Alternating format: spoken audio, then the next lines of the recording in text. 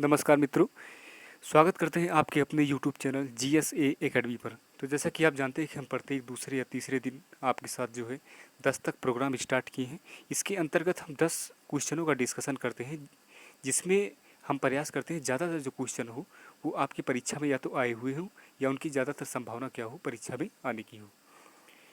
तो कल आप सबका जो रिस्पांस था क्वेश्चनों को देखने का, वो बहुत अच्छा था। अब हम आशा ही करते हैं कि प्रतिदिन आप नोट्स बनाते हुए या जो कुछ कन्फ्यूजन है उसको कमेंट बॉक्स में आप जो है कमेंट करते हुए चलेंगे।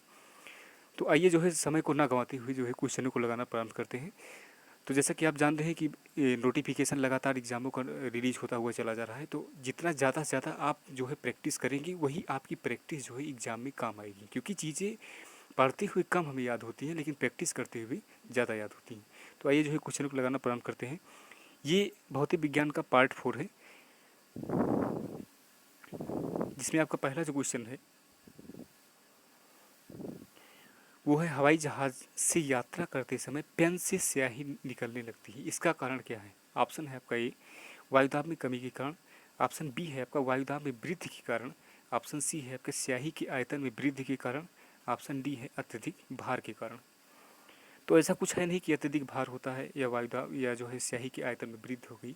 ये जो फिनामिना होगा, जो चेंज हुआ है, वो केवल हुआ है पृथ्वी से की तुलना में, यानी कि पृथ्वी की तुलना में हमारी हाइट क्या हुई है, अब बढ़ गई है।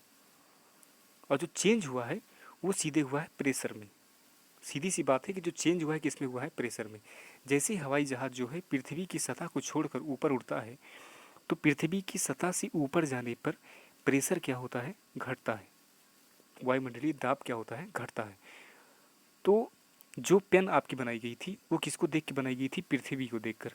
पृथ्वी पर जो पेन बनाई गई थी उसमें क्या था कि स्याही का लीकेज नहीं था, लेकिन वो किस प्रेशर के अंडर में थी, पृथ्वी की प्रेशर के अंडर में थी।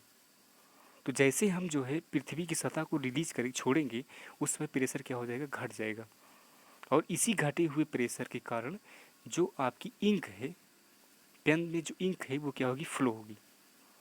तो कौन सा आंसर सही हो जाएगा, ये हो जाएगा वायुदाब में कमी के कारण। जैसे आप देखते हैं कि अगर आंधी आती है, आंधी, और ये हम क्या मानते हैं कि एक चद्दर है, आपकी टीन की चद्दर है यहाँ पे रखी हुई। जब आंधी आती है तो हवाओं का जो झोंका होता है ऊपर से वो बहुत तेज़ी से गुजरता है। तो जब हवा की स्पीड ज़्यादा होगी जिस क्षेत्र में, उस क्षेत्र में प्रेशर क्या होता है, घट जाता है। ये क्षेत्र में प्रेशर तो घट जाता है, लेकिन अगर हम बात करें टीन सेट की, तो टीन सेट के जो नीचे वाला एरिया है यहाँ पे प्रेशर क्या रहेगा, अधिक रहेगा। और ये प्रेशर किसके बराबर रहेगा, अर्थ के बराबर रहेगा। तो यहाँ पे प्रेशर क्या है, कम है, और यहाँ पे प्रेशर क्या है, ज़्यादा है। इस अवस्था में जो कोई वस्तु है वो क्या होगी कि ज़्यादा वाले प्रेशर से कम वाले प्रेशर की ओर पलायन करेगी, मतलब उठने का कार्य करेगी। इसीलिए जो टीन सेट होता है वो क्या होता है, आंधियों के कारण उड़ जाता है। अब जो बल लगेगा, प्रेशर डिफरेंस अगर हम मान लें P1 एंड P2 है, और ये P1 क्या है, अधिक है, तो जो प्रेशर के कारण जो बल लगेगा वो किधर लगेगा, P1 से P2 की ओर लगेगा। ये P1 क्या है आपका, अर्थ के कारण प्रेशर है, और ये P2 क्या है, वायु के कारण प्रेशर है, एयर। तो इस अवस्था में ज़्यादा प्रेशर से कम प्रेशर की ओर बल लगता है, और यही कारण है जो टीन सेट होता है वो किधर उड़ता है, हवा की तरफ उड़ता है। कितना क्लियर हो गया। वायुमंडलीय दाब को हम किससे मापते हैं, बैरोमीटर से मापते हैं, ये आपको क्लियर होगा, बैरोमीटर से मापते हैं। तो इसमें सही ऑप्शन क्या हो जाएगा, वायुमंडल वायुदाब में कमी के कारण। और एक आप क्वेश्चन देखे होंगे मोस्टली जो आता है कि पहाड़ों पर दाल आसानी से पक जाती है, यानी कि जल्दी पक जाती है। उसका कारण क्या होता है कि जब हम पृथ्वी पर हैं तो यहाँ पे प्रेशर क्या है, Pe है, और जब हम कहाँ पे जाएंगे, पहाड़ों पर जाएंगे, जब हम पहाड़ों पर जाएंगे तो यहाँ पे प्रेशर क्या हो जाएगा, मान लीजिए P0 हो जाता है, तो यहाँ पे प्रेशर क्या हो जाता है, कम हो जाता है। यहाँ पे क्या होगा, प्रेशर कम हो जाता है, इसलिए यहाँ पे इसका क्वथनांक क्या हो जाएगा, कम हो जाएगा। क्वथनांक क्या हो जाएगा, कम हो जाएगा।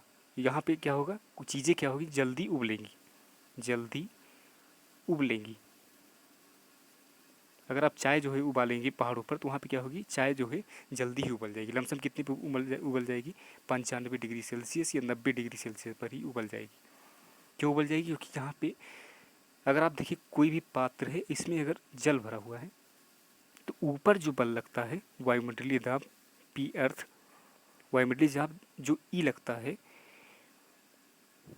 इसी के जस्ट विपरीत जो है वाष्प के कारण वेपर प्रेशर, वाष्प के कारण बल लगता है। अगर ये दोनों बराबर हो जाते हैं, इसके कारण यानी कि वाष्प के कारण जो बल लग रहा है, सॉरी प्रेशर लग रहा है, और ऊपर वायुमंडलीय दाब के कारण जो प्रेशर लग रहा है, अगर दोनों इक्वल हो जाते हैं तो चीज़ें क्या होती है, क्वथनांक पे आ जाती हैं, क्वथनांक पे।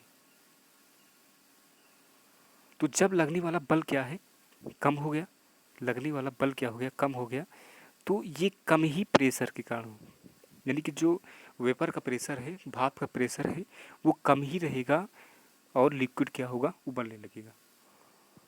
नेक्स्ट क्वेश्चन देखते हैं।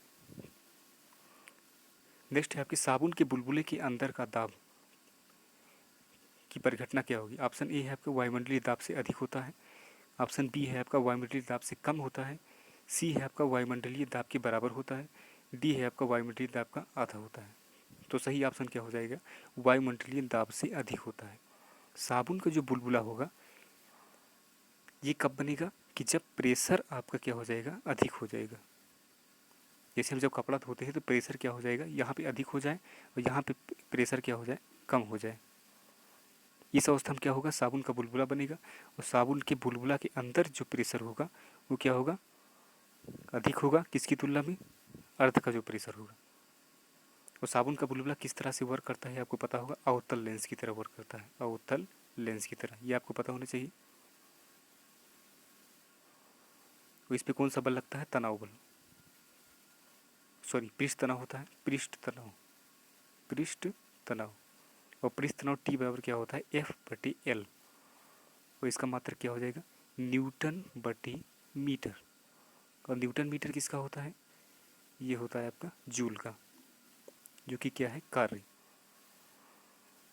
तो टोटल हम लिंक करते हुए चल रहे हैं, कई कॉन्सेप्ट हम आपको बताने का प्रयास कर रहे हैं जिससे आपको एक ही वीडियो में ज़्यादा से ज़्यादा नॉलेज गेन प्राप्त हो जाए। नेक्स्ट क्वेश्चन देखते हैं। नेक्स्ट है आपका वायु दाब मापी की रीडिंग में अचानक गिरावट इस बात का संकेत है कि मौसम, ऑप्शन ए स्थिर तथा शांत होगा, ऑप्शन बी है आपका वर्षा युक्त होगा, ऑप्शन सी है आपका ठंडा होगा, ऑप्शन डी है आपका तूफानी होगा। तो हमने क्या बताया कि अगर ये बैरोमीटर है, हम मानते हैं, सपोज करते हैं ये बैरोमीटर है, इसके अंदर का जो दाब है हम मानते हैं वो अर्ध के दाब के बराबर है, अर्ध के दाब के बराबर है। तो जैसे ही यहाँ पे आंधी आएगी, यहाँ पर आंधी आएगी तो इसका जो दाब होगा वो कितना हो जाएगा, इसकी बाहरी सतह का वो क्या हो जाएगा, घट जाएगा। पी ई डैश जो होगा वो कम हो जाएगा, और जब कम हो जाएगा तो इसका पाठ्यांक क्या होगा, तुरंत नीचे ही गिर जाएगा, क्योंकि ये बाहरी जो दाब है उसी को ये मेजरमेंट करता है। जैसे यहाँ पर आंधी जो चली, आंधी क्या हुई, चली, तो यहाँ पे जो प्रेशर होगा वो क्या हो जाएगा, कम हो जाएगा। जब हम बैरोमीटर से इसका मेजरमेंट करेंगे, अगर ये बैरोमीटर है इसका हम मेजरमेंट करेंगे तो इसका पाठ्यांक अगर मान लीजिए यहाँ पे था तो ये अचानक से गिर जाएगा, और जब पाठ्यांक अचानक से गिर जाता है, गिरावट होती है, तो उसका कारण क्या होता है, तूफान होगा। और जब बैरोमीटर का जो पाठ्यांक है धीरे धीरे गिरता है, धीरे धीरे गिरता है, तो इसका कारण क्या होता है, वर्षा का, कि जब वर्षा होने वाली होती है तो बैरोमीटर का जो पाठ्यांक होता है धीरे धीरे गिरता है, और जब पाठ्यांक जो है चढ़ता है ऊपर, धीरे धीरे क्या होता है, चढ़ता है, तो मौसम क्या होती है, साफ होने की संभावना होती है, मौसम का साफ होने की संभावना होती है। तो जो वैज्ञानिक होते हैं इसी बैरोमीटर के थ्रू मोस्टली जो है पता करने का प्रयास करते हैं कि जब अचानक से उसके पाठ्यांक में गिरावट होगी तो तूफान आएगा,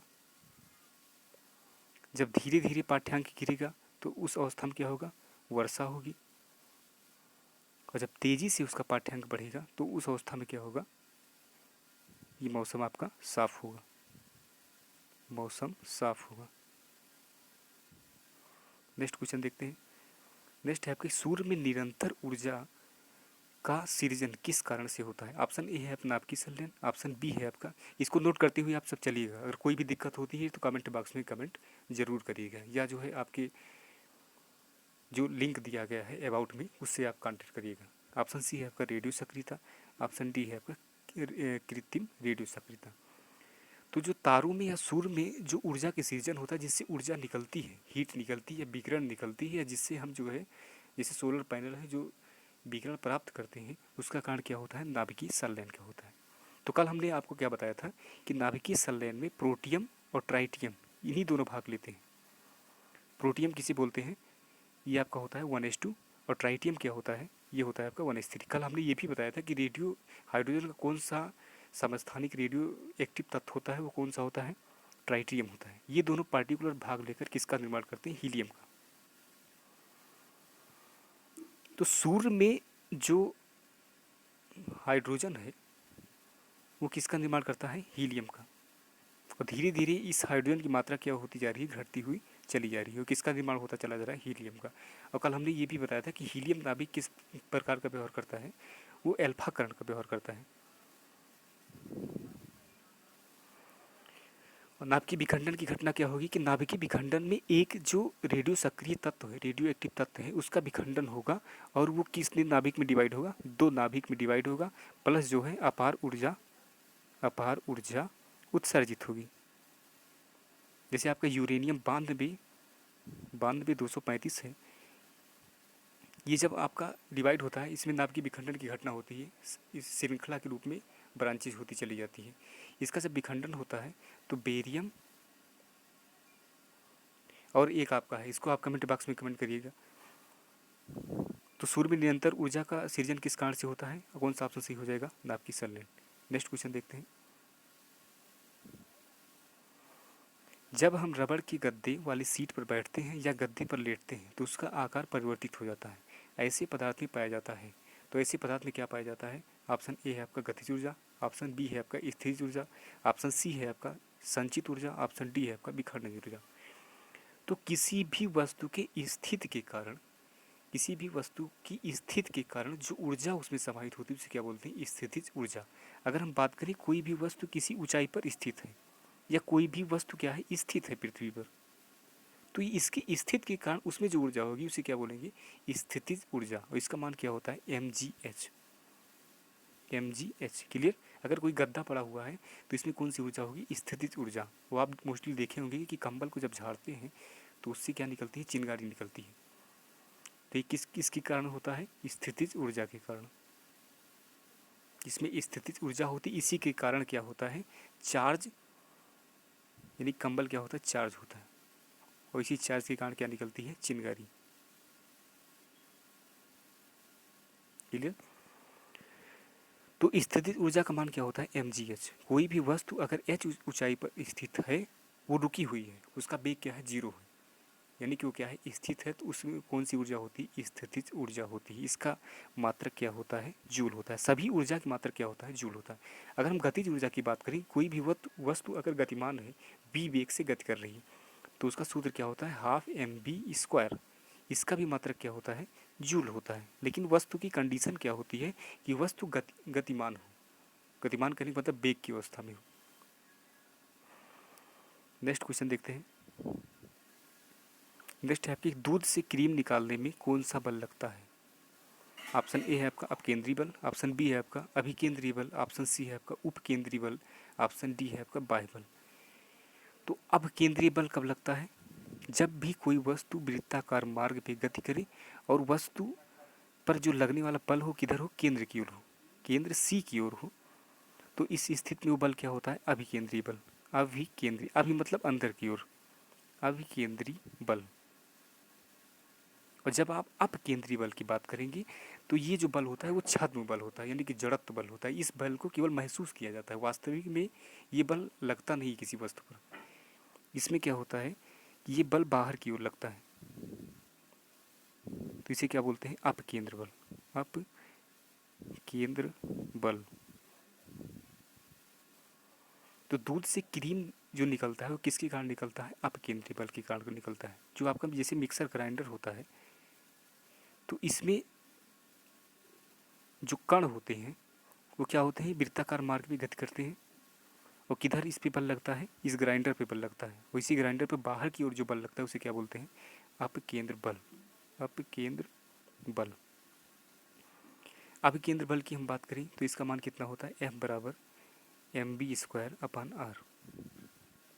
कोई भी वस्तु अगर वृत्ताकार मार्ग में गति कर रही है, जैसे आप साइकिल को किसी वृत्ताकार मार्ग पे मुड़ाएंगे, या जैसे आप मोटे तौर पे पकड़ लेते हैं कि जो कुआं होता है, सर्कस का कुआं होता है, उसमें जो व्यक्ति मोटरसाइकिल को चलाता है कुएं की दीवार पर, एक बल क्या करता है, अंदर की ओर लगता है, ये क्या होता है, अभिकेंद्र बल। अभिकेंद्र बल। और एक बल जो है उसके चक्के के द्वारा बाहर की ओर लगाया जाता है, वो क्या होता है, ये होता है अपकेंद्र बल। और इन्हीं दोनों के बैलेंस के कारण जो मोटरसाइकिल है या कार है वो कुएं में रोटेट करती रहती है। नेक्स्ट क्वेश्चन देखते हैं। नेक्स्ट है आपके, जब एक पत्थर को चांद की सतह से पृथ्वी पर लाया जाता है तो ऑप्शन ए है आपका इसका द्रव्यमान बदल जाएगा, ऑप्शन बी है आपका इसका भार बदल जाएगा परंतु द्रव्यमान नहीं, ऑप्शन सी है आपका भार व द्रव्यमान दोनों बदल जाएंगे, ऑप्शन डी है आपका ना ही द्रव्यमान और ना भार बदलेगा। तो हमने क्या बताया था कि W बराबर क्या होता है, भार W बराबर होता है mg। तो जैसे जैसे इसका g बदलेगा वैसे वैसे इसका भार बदलेगा। तो जब हम चांद की सतह से पृथ्वी पर वस्तु को लेकर आते हैं, चांद की सतह से पृथ्वी पर लाते हैं, तो जो वस्तु का भार है वो क्या होता है, बदल जाएगा, स्वाभाविक हो बदल जाएगा। और बदल के क्या हो जाएगा, बढ़ जाएगा, बढ़ जाएगा।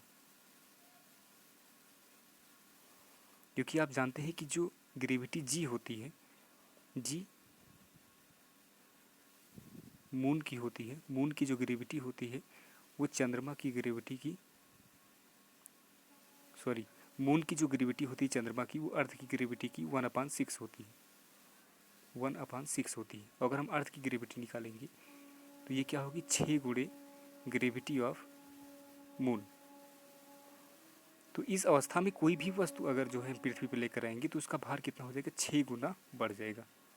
क्लियर, इसका भार बदल जाएगा। लेकिन द्रव्यमान क्या होता है, वो जो है किसी भी वस्तु की स्थिति पर निर्भर नहीं करता, ना ताप पर निर्भर करेगा, ना ग्रेविटी पर निर्भर करेगा, ना उसकी चाल पर निर्भर करेगा। द्रव्यमान हमेशा क्या होगा, कांस्टेंट होगा, वो संपूर्ण यूनिवर्स में क्या होगा, फिक्स होगा, कांस्टेंट। और W क्या होता है, बदलता रहता है। किस कारण से बदलता रहता है, ग्रेविटी जी के कारण। तो यहाँ पे क्या हो जाएगा, इसका भार बदल जाएगा परंतु द्रव्यमान नहीं। इसका बी ऑप्शन सही होगा। नेक्स्ट क्वेश्चन देखते हैं। नेक्स्ट है आपका कि जब लिफ्ट में किसी व्यक्ति का प्रत्यक्ष भार वास्तविक भार से कम हो जाता है जब लिफ्ट जा रही हो। तो अगर ये लिफ्ट है, अगर ये नीचे की ओर जाती है तो इस अवस्था में mg इसका तो फिक्स ही रहेगा। इसमें क्या आ जाएगा, त्वरण, इसमें त्वरण आ जाएगा। अगर नीचे की तरफ जा रही है तो वस्तु का भार क्या हो जाएगा, कम हो जाएगा। वस्तु का जो आभासी भार है वो क्या हो जाएगा, कम हो जाएगा जब वस्तु क्या है, पृथ्वी की तरफ जा रही है। और जब लिफ्ट जो है ऊपर की ओर जा रही है, जब लिफ्ट ऊपर की ओर जा रही है, इस अवस्था में जो वस्तु का आभासी भार W होगा वो उसके वास्तविक भार से अधिक हो जाएगा, वास्तविक भार से अधिक हो जाएगा। ध्यान रखिएगा, जब वस्तु ऊपर की ओर जा रही है यानी कि जी के अपोजिट, जी के जब अपोजिट ऊपर की ओर जाएगी तो उसका भार क्या हो जाएगा, बढ़ जाएगा लिफ्ट में। और जब जी के दिशा में ही वस्तु आ रही है तो इस अवस्था में वस्तु का आभासी भार क्या हो जाएगा, घट जाएगा, घट जाएगा। और जब लिफ्ट जो है एक समान वेग से ऊपर या नीचे गति कर रही हो तो उसका आभासी भार जो होगा, आभासी भार वो बराबर होगा किसके, वास्तविक भार के। नेक्स्ट क्वेश्चन देखते हैं। नेक्स्ट है आपका लोलक की कला विधि। ऑप्शन ए द्रव्यमान के ऊपर निर्भर करती है, ऑप्शन बी लंबाई के ऊपर निर्भर करती है, ऑप्शन सी समय के ऊपर निर्भर करती है, ऑप्शन डी तापक्रम के ऊपर निर्भर करती है। तो अगर ये आपको फार्मूला याद है तो पूरी तरह से क्या है, आपका कॉन्सेप्ट क्लियर है। अगर फार्मूला नहीं याद है तो आपको क्या हो जाएगा, कन्फ्यूजन। टी बराबर क्या होता है, 2π√L/g। यहाँ से अगर आप चेक करें तो टी डायरेक्टली प्रोपोर्शनल है √L की, और टी यानी कि आवर्तकाल डायरेक्टली प्रोपोर्शनल है 1/√g के। अगर हम यल लंबाई, उसकी प्रभावी लंबाई यल बढ़ जाए तो उसका आवर्तकाल क्या हो जाएगा, बढ़ जाएगा। और अगर जी बढ़ जाएगा क्योंकि ये हर में है तो उसका आवर्तकाल क्या हो जाएगा, घट जाएगा। क्यों घट जाएगा? क्योंकि आपने फार्मूला देखा t बराबर 2π√L/g।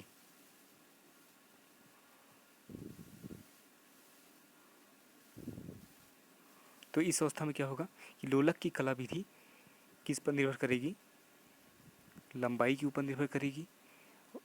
और किस पर निर्भर करेगी? जी के ऊपर। लेकिन ऑप्शन में क्या है? लंबाई। तो लोलक की कला विधि किस पर निर्भर करेगी? लंबाई के ऊपर। नेक्स्ट क्वेश्चन देखते हैं। नेक्स्ट है आपका कि लोलक घड़ियाँ गर्मियों में क्यों सुस्त हो जाती हैं? ऑप्शन ए है आपका गर्मियों के दिन लंबे होने के कारण। ऑप्शन बी है आपका कुंडली में घर्षण के कारण। ऑप्शन सी है आपका लोलक की लंबाई बढ़ जाती है जिससे इकाई दोलन में लगा हुआ समय बढ़ जाता है। ऑप्शन डी है आपका गर्मी में लोलक का गोलक का भार बढ़ जाता है। तो टी बराबर क्या होता है? 2/√L/g। अगर गर्मी होती है तो इसकी प्रभावी लंबाई क्या होती है? क्योंकि ये वस्तु है, इसकी प्रभावी लंबाई बढ़ जाती है यल। और जब यल इसकी बढ़ जाएगी तो इसका आवर्तकाल क्या हो जाएगा? बढ़ जाएगा। जब आवर्तकाल बढ़ जाएगा तो एक चक्कर लगाने में घड़ी को क्या होगा? लोलक को क्या होगा? ज़्यादा समय लगेगा। तो इसलिए घड़ी क्या हो जाएगी? सुस्त हो जाएगी। तो लोलक की लंबाई बढ़ जाती है जिससे इसके इकाई दोलन में लगा हुआ समय बढ़ जाता है। नेक्स्ट क्वेश्चन देखते हैं। तो टोटल 10 ही क्वेश्चन थे। तो हमने क्या प्रयास किया कि जो इसके इर्द गिर्द टॉपिक है पूरी तरह से आपके कवर हो जाए और आप पार्टिकुलर इसकी नोट्स बना लीजिए। अगर कोई भी डाउट होता है तो आप इसके लिए हमारे कमेंट बॉक्स में या जो आपका कॉन्टेक्ट्स दिया हुआ है वो अबाउट में, उस पर ज़रूर कॉन्टेक्ट करिएगा। धन्यवाद।